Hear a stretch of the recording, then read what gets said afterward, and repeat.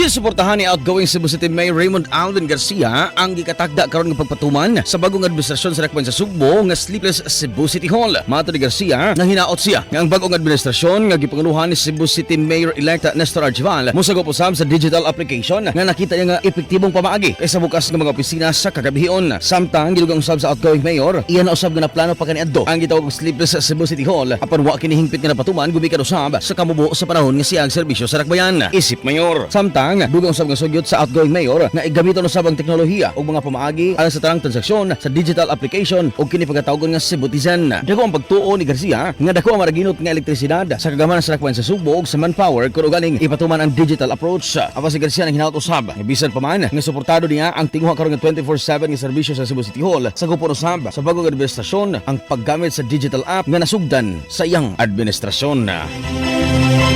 Report gikan sa Cebu City Hall. Kini sa Clinton Taco sa 93.9 IFM. Di kapugan sa paghatod sa ragunang balita. Tatak IFM Balita.